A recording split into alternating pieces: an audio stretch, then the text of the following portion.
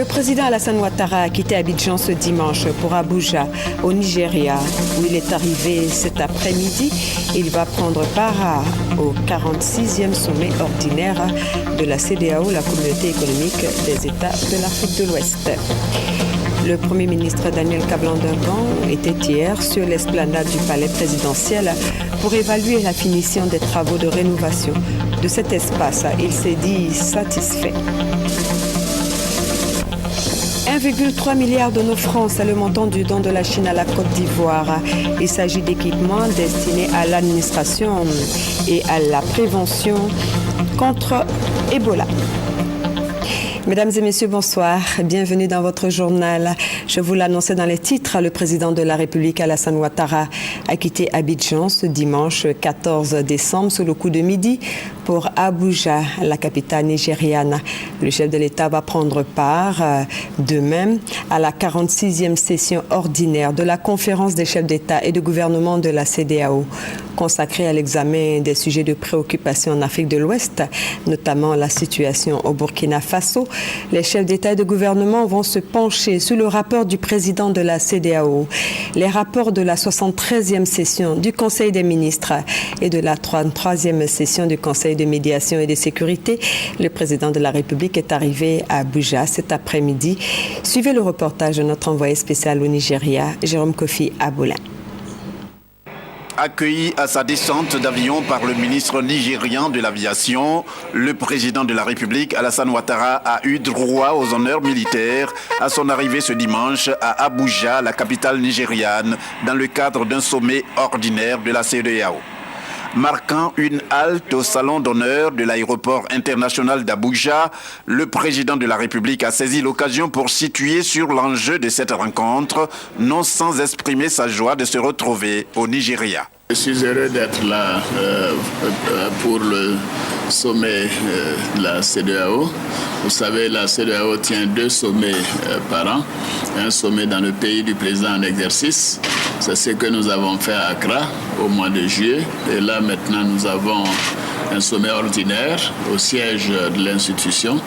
Ce sera donc l'occasion de passer en revue le fonctionnement de notre organisation, les progrès accomplis. Et je dois dire que nous sommes très satisfaits de la marche de la CEDEAO. D'ailleurs, le président de la commission est ici avec nous et je voudrais en profiter déjà pour le féliciter, lui dire toute notre gratitude.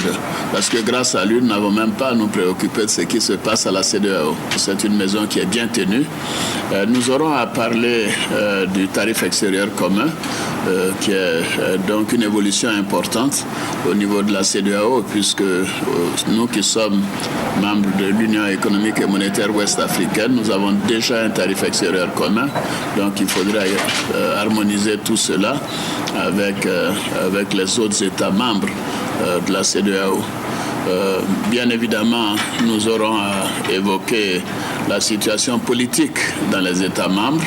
Vous savez que l'année prochaine, il y a quasiment 5 pays de la CEDEAO qui auront des élections, à commencer par nous-mêmes, la Côte d'Ivoire, le Burkina qui a une transition qui prend fin en novembre l'année prochaine, donc des élections l'année prochaine.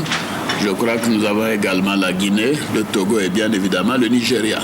Alors donc c'est un sommet qui sera également politique. En tout cas, je voudrais d'ores et déjà saluer mon frère et ami, le président Goodluck Jonathan, pour l'accueil et l'hospitalité qui nous sont réservés chaque fois que nous sommes ici à Abuja.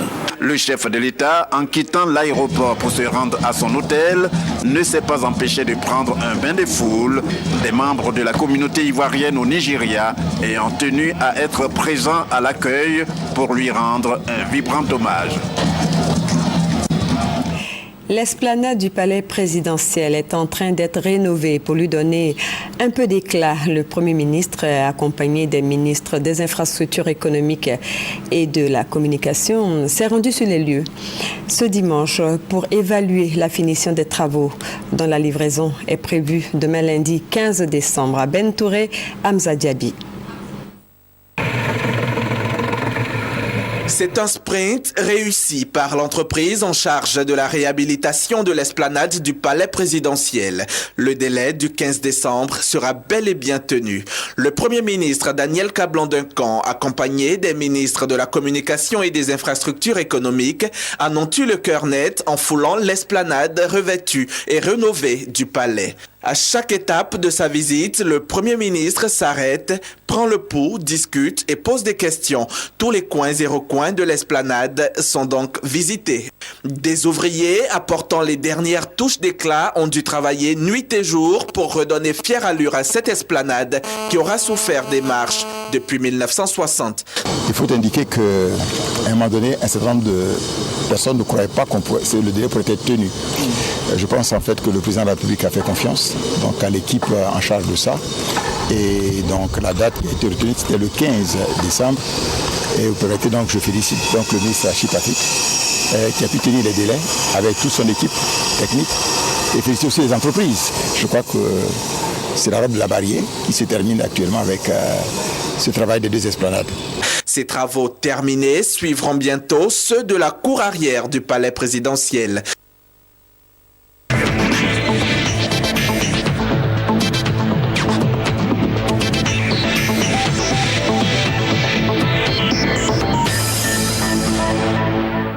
Et comme tous les soirs, depuis quelques jours, on s'intéresse au pont Henri-Konan Bédié, encore appelé le pont de l'émergence. Un pont permet de rallier deux espaces difficilement joignables, mais pas seulement. Ce moyen de communication, à l'instar d'une route, est un outil au service du développement. Le pont est une infrastructure, un enjeu. Quel est-il ? Que représente ce troisième pont pour Abidjan et plus largement pour la Côte d'Ivoire? Des éléments de réponse dans cet élément signé Christelle Ménan et Sylvie Touré. Plus qu'une simple route, le pont est un défi remporté par l'homme sur la nature. Une solution pour des échanges toujours plus efficaces malgré les obstacles. Après le pont flottant, ceux d'Houphouët-Boigny et de Gaulle, le pont Henri-Konan Bédié est la solution de l'heure.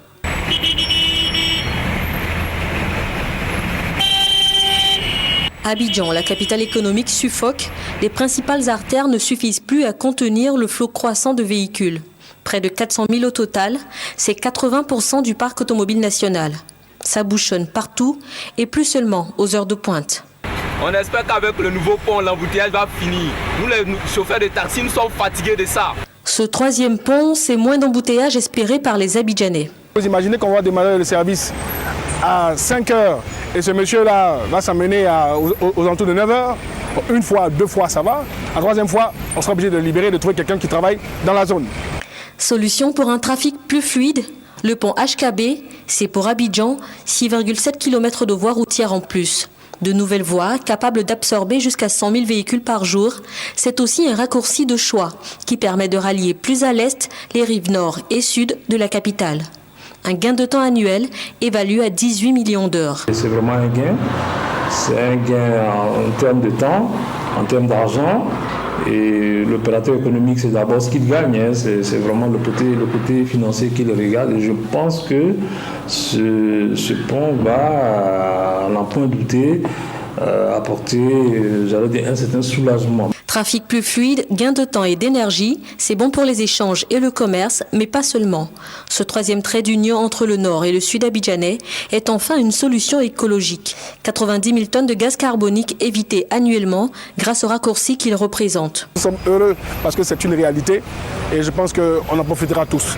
Le pont Henri-Konan Bédié, au-delà de l'infrastructure, est un outil stratégique de développement, un besoin impérieux enfin assouvi. Je rappelle, comme s'il en était encore besoin, que le pont Henri-Konan Bédié sera inauguré le mardi 16 décembre à 16h.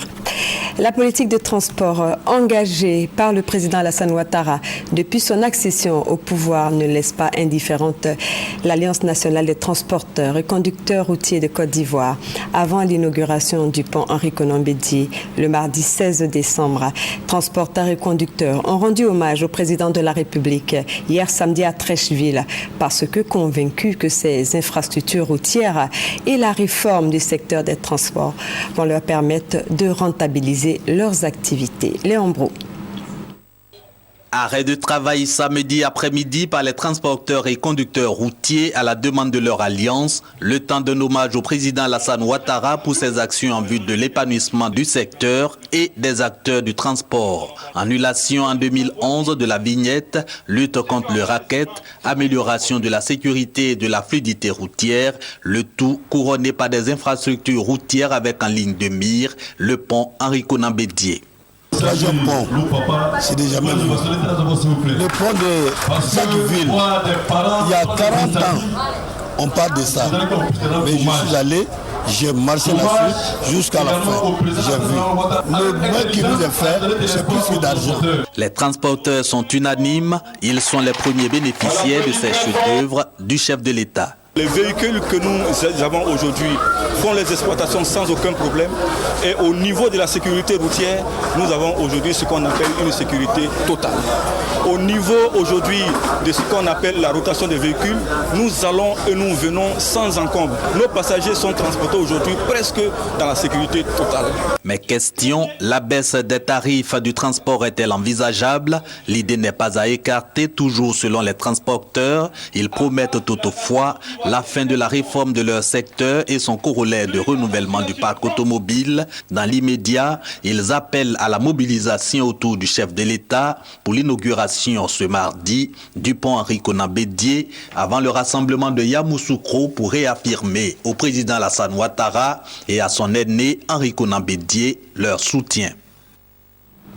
Autre point de l'actualité, l'excellence de la coopération sino-ivoirienne continue de se manifester en faveur de la Côte d'Ivoire. Vendredi dernier, un important don d'équipements divers a été réceptionné par le ministre d'État, ministre des Affaires étrangères, Charles Dibi Kofi. Valeur de ce don chinois, 1,3 milliard de nos francs. Il est destiné à 2 domaines spécifiques, l'administration et la santé. Les détails avec Léon Brou. L'ambassadeur de Chine remettant au ministre d'État, ministre des Affaires étrangères, Charles Dibi Kofi, du matériel informatique. C'est un échantillon du don de son pays, la Chine, à la Côte d'Ivoire, don composé de 40 véhicules, 10 ambulances, 220 ordinateurs complets et 20 télécopieurs pour 16 millions de yuan, l'équivalent de 1 milliard 300 millions de francs CFA. Ce lot est destiné aux plusieurs départements ministériels du gouvernement ivoirien. Je suis convaincu que le dit don de matériel pourra jouer un rôle positif dans l'amélioration des conditions de travail au sein des dix départements et qu'il renforcera la capacité de la gouvernance du gouvernement ivoirien et qu'il approfondira la coopération entre nos deux pays. Cette aide pour le ministre d'État Charles Dibi Kofi est le signe de l'excellence des relations sino-ivoiriennes longues de 31 années, une période marquée par des appuis multidimensionnels de la Chine à la Côte d'Ivoire. La construction du barrage hydroélectrique de Soubré que vous avez bien voulu financer, de la réalisation de l'autoroute Abidjan-Bassam, de l'alimentation en eau potable de la ville d'Abidjan, de la réhabilitation du palais de la culture d'Abidjan, de la réhabilitation du bloc ministériel qui va devenir le bloc du ministère d'État, ministère des Affaires étrangères sous peu, et surtout de la réhabilitation et l'extension du collège moderne d'Agnaman. À cette liste s'ajoute la réhabilitation du centre de lutte contre le paludisme et celui de démonstration de l'énergie solaire, les projets du stade de 60 000 places à Abidjan et d'électricité pour un montant de 800 millions de dollars, soit 400 milliards de francs CFA. Des projets si chers à la fois à la Côte d'Ivoire et à la Chine, raison pour leurs représentants de s'engager à œuvrer de concert pour leur aboutissement. L'Organisation mondiale de la santé en Côte d'Ivoire vient également de faire un don de matériel informatique au ministère de la Santé et de la lutte contre le sida. Ce matériel d'une valeur de 26 millions de nos francs servira à l'équipement des districts sanitaires de Côte d'Ivoire. Compte rendu, Herman Niamia. Du matériel informatique offert au ministère de la Santé et de la lutte contre le sida. C'est un don de l'Organisation mondiale de la santé d'une valeur de 26 millions de francs CFA, ce don va servir à équiper 17 districts sanitaires du pays. Selon le représentant résident de l'OMS en Côte d'Ivoire, cette cérémonie est la deuxième du genre. Une première vague de 65 équipements informatiques avait été remis à 65 districts sanitaires. La remise du jour, précise-t-il, a été possible grâce au fonds suédois de l'initiative H4 plus SIDA. Chaque kit va être remis aux districts sanitaires pour pouvoir les aider dans le domaine de renforcement de leur système de gestion des données sanitaires, que ce soit les données de surveillance épidémiologique, que ce soit les données de la santé de la mère et de l'enfant. Réceptionnant le don, Dr Eugénie Gagne, représentant le ministre de la Santé et de la lutte contre le sida, souligne que ce don arrive à point nommé. Il va permettre aux districts sanitaires de gérer au mieux les données sanitaires. Je peux vous assurer, monsieur le représentant, qu'en plus des 65 kits du premier lot réceptionnés, que nous ferons bon usage de ce matériel qui contribuera, nous en sommes convaincus, à l'amélioration de la performance de notre système national d'information et par ricochet, l'état de santé de nos populations. En plus des 17 districts sanitaires, les directions régionales de la santé du Gbeke, du Yambol et du Kabadougou ont également bénéficié de cet équipement informatique. On parle maintenant de réconciliation dans le Moronou. Le ministre d'État, ministre de l'Intérieur et de la Sécurité, Ahmed Bakayoko, était hier à Ara, dans la région du Moronou, une visite d'amitié et de paix pour réconcilier les filles et les fils de la Wianou dans le but de ramener la paix entre le peuple Aouya et la communauté alojouenne. Compte rendu, Oumou et Tia.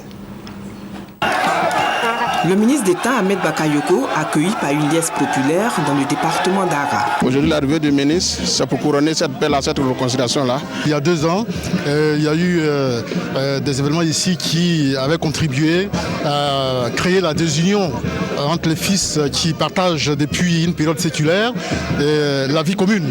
Et heureusement, ces enfants se sont réconciliés eux-mêmes et ont demandé à ce que le ministre vienne pour célébrer cette union. Dans son véhicule, le ministre d'État a du mal à se frayer un chemin, tellement les populations ont longé les artères de la ville jusqu'à la résidence du chef de tribu. Nana Tewa II souhaite la bienvenue à son hôte. Vaste mobilisation, obligeant le cortège à rouler à petite allure jusqu'à la place Henri Konan Bédié, lieu du meeting. C'est dans cette ferveur que le ministre d'État prend la parole. Il rend hommage aux cadres et fils de la région, notamment le roi Nana Tewa II, le commissaire du gouvernement Ange Kessi, ainsi que le ministre Awa Ndoli, des acteurs impliqués dans la recherche de la paix et du développement du Moronou. La paix n'a pas de prix et on ne peut rien faire sans la paix. Je vous demande de préserver cette paix. Promettez-moi qu'il n'y aura plus jamais de violence intercommunautaire. Il n'y aura plus jamais de palabres ici à Ara. Les doléances émises ont été bien perçues par le ministre. Occasion pour lui de faire des dons. Environ 6 millions aux populations et 10 millions de la Fondation Mahama à la jeunesse et aux femmes. Une mobilisation qui s'inscrit dans la lignée d'une tradition. Ahmed Bakayoko devient Nana Kofi Philippe II.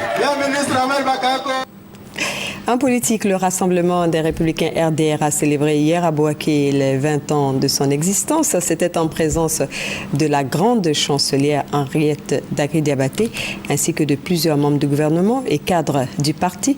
Placés sous le signe du souvenir et de l'espérance, cette célébration a été l'occasion pour le parti de démontrer sa force de mobilisation. Brahima Doumbia.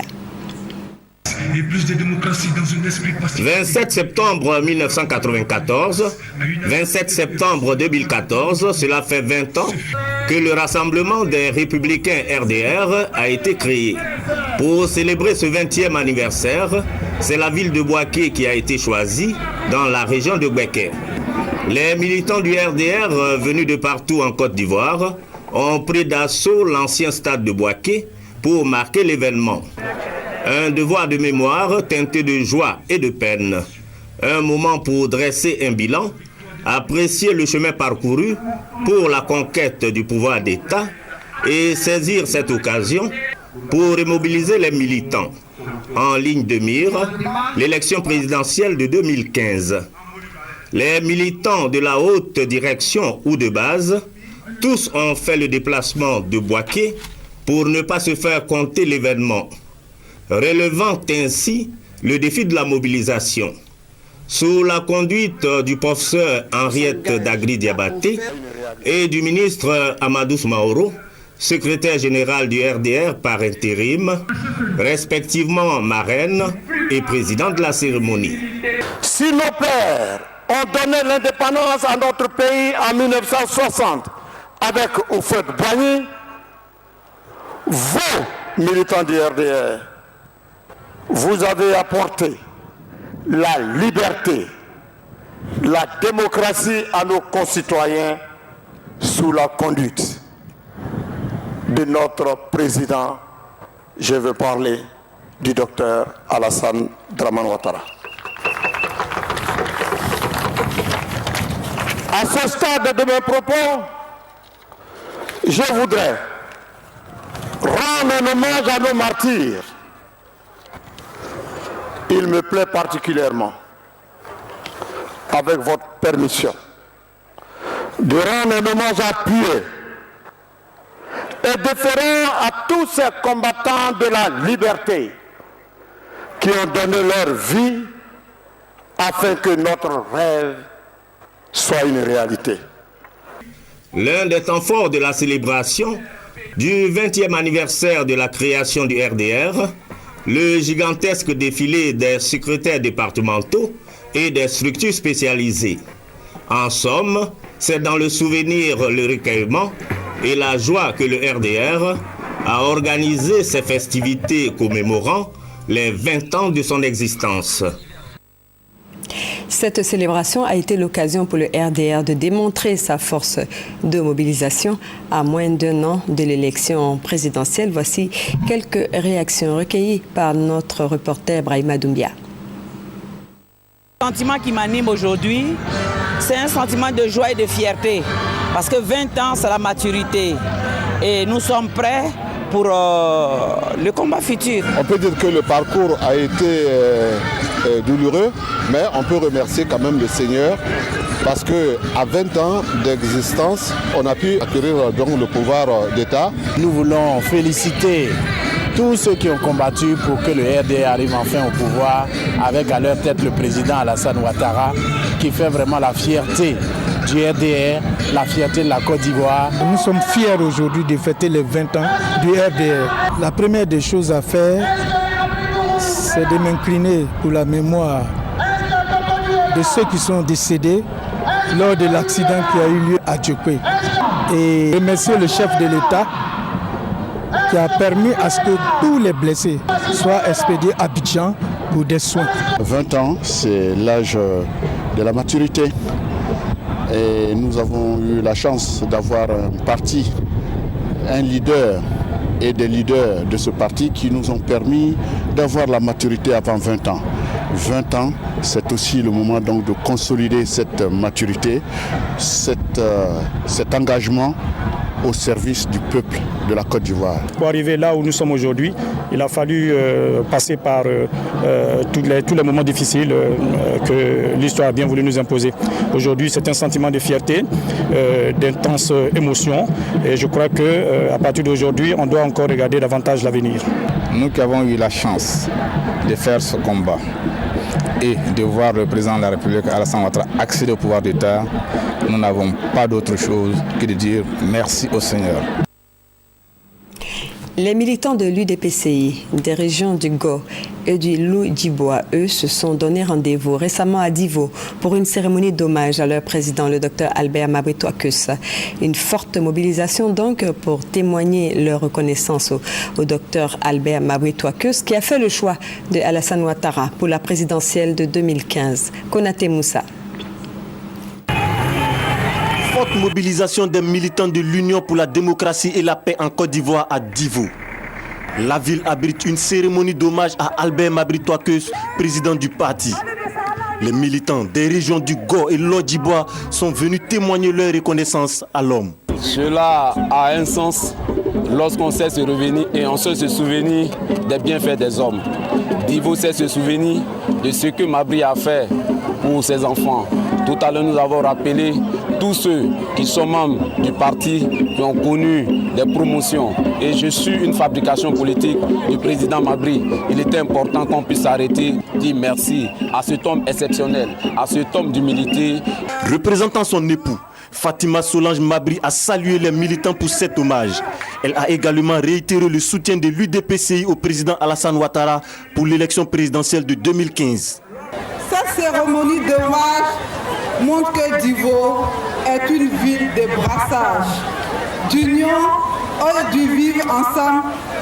Le président Mabry, homme de conviction et d'honneur, me charge de vous dire d'être prêt et engagé pour la victoire du président Alassane Ouattara pour l'élection de 2015. L'UDPCI, le parti Arc-en-Ciel, dispose de 83 comités de base dans les régions du Gor et l'Odjibois. Et pour l'occasion, le siège régional a été inauguré. Comment mettre fin au non-respect des règles élémentaires qui régissent le secteur du bâtiment et des travaux publics? La question a trouvé réponse au cours du lancement d'un label de construction en Côte d'Ivoire, une initiative de la Bourse de la sous-traitance et de partenariat de Côte d'Ivoire. Ben Touré, Serge Gongomé pour les détails.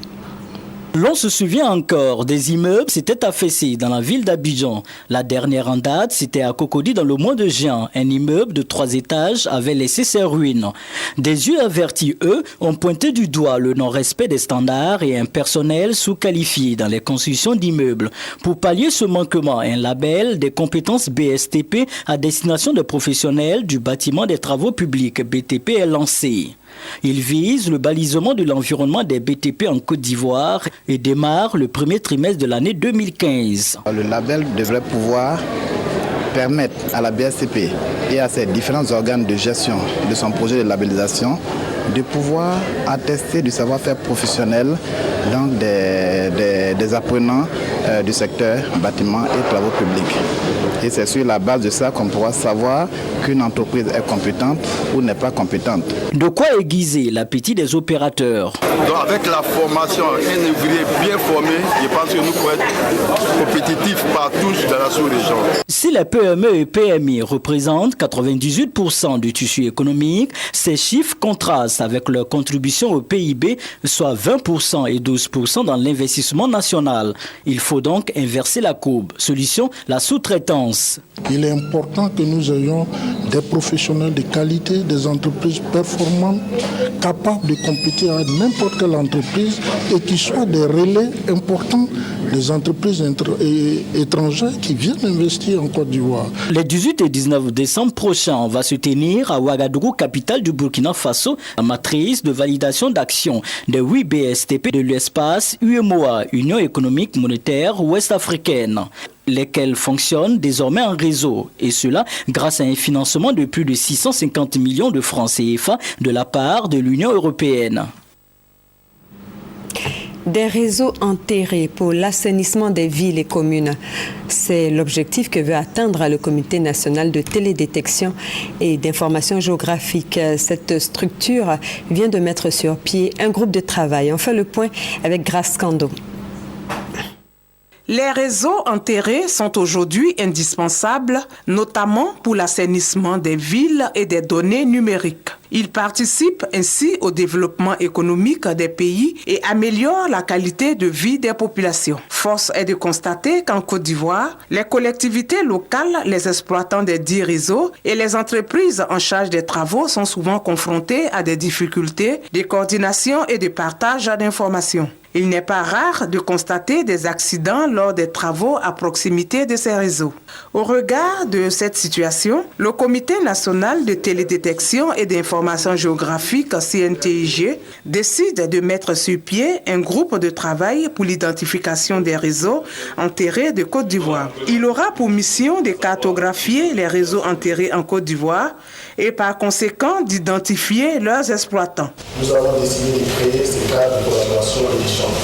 Le CNTG apportera son expertise en la matière, en assurera le secrétariat technique et en mettant à disposition des ressources pour vous permettre de bénéficier des dernières avancées technologiques pour le déploiement des géoportails, dédié et qui sera accessible à tous. Le groupe de travail réunit des experts provenant des ministères et autres organisations exerçant dans le domaine des réseaux enterrés. Pour un meilleur suivi des activités, 3 sous-commissions et une coordination technique assurée par le CNTIG ont été créées. On parle de santé maintenant. Les ministres en charge de la santé des pays touchés par le virus Ebola se sont retrouvés à Genève, en Suisse. Ils ont animé une conférence de presse au cours de laquelle ils ont évoqué la reconstruction de leur système sanitaire et les raisons de la propagation de cette maladie qui a causé la mort de plus de 6000 personnes. Mamadou Kouassi. La reconstruction des structures sanitaires des pays ravagés par le virus Ebola va durer plusieurs années et va coûter des centaines de millions de dollars. Un processus auquel les pays touchés cherchent depuis des mois une solution. Au cours de la conférence de presse conjointe des ministres en charge de la santé des pays touchés par le virus Ebola, celui de la Guinée a relevé que son pays a lui seul recherche 300 millions de dollars, soit 150 milliards de francs CFA pour cette opération. Vous pouvez voir par exemple dans certains districts où on a pratiquement qu'un seul infirmier ou un aide-soignant qui n'a pas du tout la formation requise pour prendre en charge les cas liés à la prise en charge des épidémies. Et à cela, il faut inclure la formation et l'équipement des structures sanitaires. Un véritable défi auquel il faut, selon les conférenciers, associer la communauté internationale. Nous avons aussi des contraintes logistiques. Je peux sans doute compter sur les doigts de ma main le nombre d'ambulances que nous avions au début de l'épidémie pour une population de 6 millions de gens avec des conditions de terrain aussi compliquées que les nôtres. Nous savons tous que nous avons un manque aigu d'aides-soignants. Donc nous allons prioriser la formation et vraiment développer nos ressources humaines dans la santé pour essayer de renforcer nos institutions de santé. La représentante de l'OMS à cette conférence a rassuré les pays touchés par le virus Ebola. La disponibilité de son institution a accompagné la lutte contre cette maladie. Les systèmes et les ressources qui ont été et continuent d'être mobilisés pour combattre Ebola doivent être intégrés à des infrastructures et services post-Ebola durables. Les ministres ont tous tenu à saluer le travail remarquable effectué par les personnels de santé dans la lutte contre Ebola. Un personnel qui a payé un lourd tribut avec 349 décès depuis l'apparition de cette maladie. Et puis cette dernière information, le Premier ministre haïtien Laurent Lamotte a démissionné dimanche en pleine crise politique dans ce pays, le plus pauvre du continent où les Haïtiens espèrent depuis plus de 3 ans la tenue d'élections législatives et municipales. C'est la fin de ce journal. Sachez qu'en édition spéciale, nous vous proposerons donc après ce journal la cérémonie d'inauguration par le président de la République de la station de traitement d'eau potable Nyangonde de Yopougon. C'était vendredi dernier. À très bientôt.